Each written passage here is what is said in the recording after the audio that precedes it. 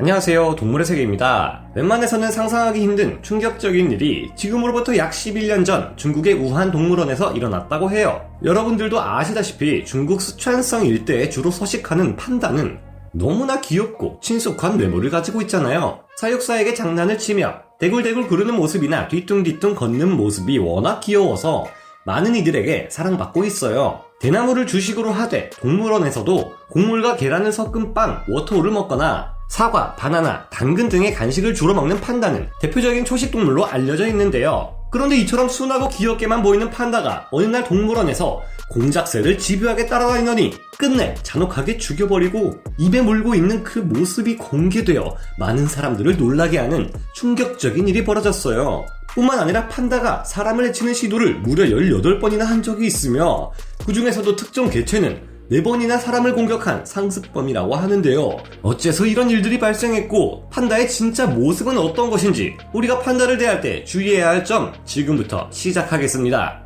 평소에 느릿느릿 움직이며 얌전하게 앉아 대나무를 씹어먹는 판다가 한순간 사나운 포식자로 변모했습니다. 2011년 5월쯤 중국 우한 소재 무안동물원에서 사육되고 있던 희망이라는 이름의 자이언트 판다는 나무를 타고 올라가기도 하고 대굴대굴 구르기도 하고 물속에 들어가 물장난도 치며 신나게 놀고 있었는데요. 그런데 어느 순간부터 주변을 돌아다니는 공작새에 큰 흥미를 느꼈는지 공작새를 쫓아다니기 시작합니다. 이 성체 판다는 평소에는 볼 수 없는 빠른 걸음으로 공작새를 쫓아가지만 짧은 거리를 날아다니기까지 하며 공작새는 계속해서 도망다니고 있습니다. 그러나 공간이 크게 한정된 동물원에서 공작새는 자꾸만 판다에 쫓기며 달아나기 어려운 구석 사각지대로 몰리는데요. 공작새는 끈질기게 도망쳐보지만 판다는 공작새를 놓아줄 마음이 없습니다. 그러던 중 판다와 공작새 둘 모두가 나무와 벽 사이에서 멈추더니 직후 드러난 모습은 너무나 충격 그 자체.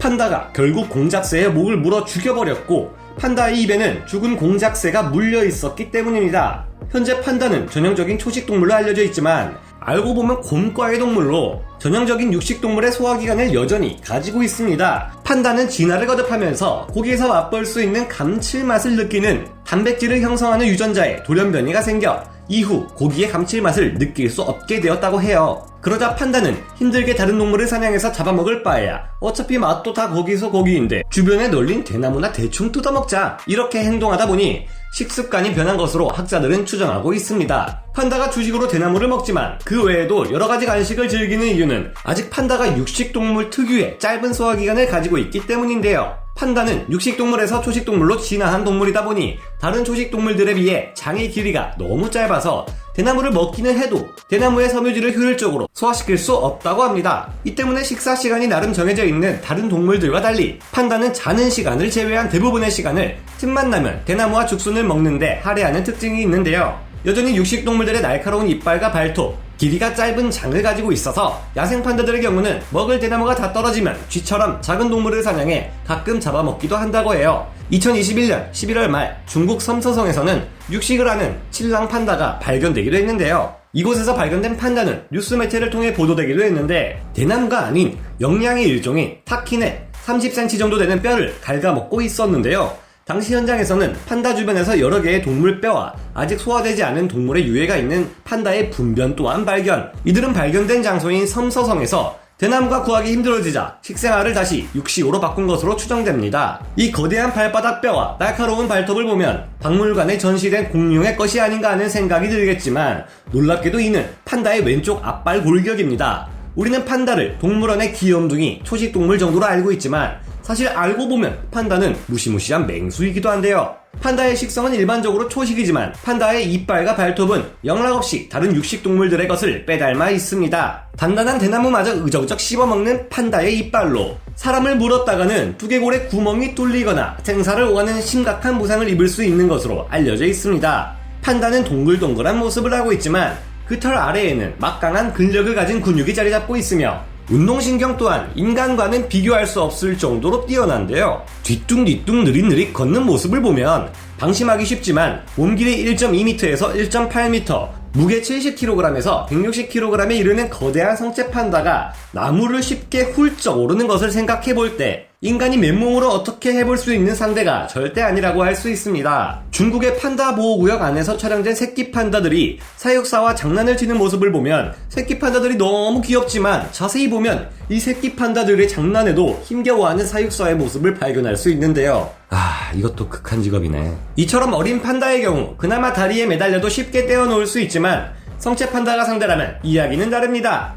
성체 판다가 악의적으로 사람을 건드리든 장난으로 깔아뭉개든 충분히 성인 남성이 압사당할 수 있을 정도로 위협적일 수 있으며 잘못 걸릴 경우 자력으로는 판다의 공격에서 빠져나오기 힘들 수도 있다고 하는데요. 중국에서는 2000년도에서 2019년에 이르는 20여 년의 기간 동안 18번 판다가 인간을 공격하는 일이 발생했다고 합니다. 1년에 한 번도 안 되는 꼴이니 이런 사고가 많이 발생한다고는 볼 수 없지만 보통 사람을 거의 해치지 않고 친근한 모습을 보여주는 판다가 이런 일을 벌인다니 충격적인데요. 물론 대부분의 경우 동물원의 안전수칙을 무시한 관람객들이 큰 소리를 치며 위험하게 접근했기 때문에 이런 일이 일어나지만 판다 보호구역에서 판다가 사육사 혹은 촬영 중인 사진사를 공격한 경우도 드물게 존재합니다. 2014년 간수성에서는 야생 판다가 자신을 생포하려던 사람을 공격하기도 했는데요. 판다도 종류와 각각의 개체의 모두 성격이 다르기에 개체마다 공격성을 띠는 정도는 다양합니다. 중국에서 일어난 18건의 판다의 사람 공격 사건 중 4건은 베이징 동물원의 판다인 구구가 저지른 사고였다고 하는데요. 중국 지하오 측이 밝힌 바에 따르면 수컷 판다인 구구는 이 같은 일을 벌인 적이 이전에도 몇 번이나 있었다고 합니다. 최대 크기의 자이언트 판다는 사실 무게가 160kg에 이를 정도로 큰데 이 정도면 아프리카의 암사자 못지않은 큰 체급입니다. 1984년 12월 25일 워싱턴 포스트의 보도에 의하면 미국의 스미소니언 동물원에서는 암컷 판다가 우리 안에 들어온 베테랑 사육사를 공격한 적도 있었는데요. 이처럼 판다는 영역을 중시하는 동물이기 때문에 자신의 영역 안에 다른 판다나 동물들이 들어올 경우 이를 영역 침범으로 간주해 공격할 수 있습니다. 이 외에도 중국의 한 동물원에서 한 남성이 판다 우리의 철창 사이로 너무 가까이 다가와 앉았다가 그만 판다가 등 뒤에서 그 남자를 건드리는 일이 발생했는데요. 그나마 다행인 점은 호기심에 다가온 판다가 그 남자의 옷만을 벗겨서 가져갔다는 것인데 그런 것 치고는 빼앗긴 옷이 갈기갈기 찢어져 있어서 간담이 서늘해집니다. 다행인 점은 그래도 이 같은 일이 많은 것은 아니며 사육사와 유대관계가 잘 형성되어 있는 일반 판다의 경우 대부분 달려들거나 공격하지 않는다는 것입니다. 판다는 한 마리를 사육하는데 드는 유지비용이 코끼리 한 마리의 유지비용을 능가하는 데다가 식성도 자기가 먹던 대나무 종류가 아니면 안 먹지, 짝짓기도 정말 가끔씩 찾아오는 발정기 때 아니면 잘 하지 않으려 해서 사육하기가 여간 까다로운 것이 아닌데요. 판다의 짝짓기가 어려운 이유는 어릴 때부터 암수를 나눠 한 마리씩 철저히 관리하는 탓에 이렇게 자란 판다들이 짝짓기 하는 방법을 몰라 하지 못하기 때문이라고 해요. 어린 시절 우리는 선생님, 아이는 어떻게 생겨요? 하면서 물어보신 분들도 있잖아요. 다 알면서. 우리들은 어릴 때 누가 가르쳐주지 않았는데 어떻게 아이를 만드는지 다 알게 된다는 점을 생각해보면 신기하기도 합니다. 혹시 특정 영상물의 학습 그런데 판다들 또한 이런 방식의 짝짓기를 교육받기도 한다고 합니다. 중국에서는 판다들의 짝짓기를 돕기 위해 비아그라를 먹이거나 판다용 야한 동영상을 틀어주기도 한다는데요. 다행인 점은 그래도 판다가 중국의 상징이 되면서 중국 정부의 엄격한 관리와 보호를 받고 있어 생존율을 유지하고 있다는 점인데요. 예전에 중국에서는 판다도 사냥에 잡아먹거나 약재로 사용한 바가 있다고 합니다. 고대에는 판다의 오줌이 피부에 좋다는 이상한 말이 돌았는지 이를 화장품처럼 사용했다는 이야기도 있는데요. 그러나 한편으로는 이런 판다가 외교의 한 수단으로 이용되고 있어서 이를 중단하라는 동물보호단체의 요구가 쏟아지기도 합니다. 중국의 상징이라며 인위적으로 이들을 키우려 하기보다 이들을 자연 그대로의 모습으로 놓아주고 해치지 않는다면 섬서성의 판다가 다시 육식성으로 진화한 것처럼 제 갈 길을 찾아가고 짝짓기하는 법도 부모를 통해 자연스럽게 배우지 않을까 하는 생각도 드네요.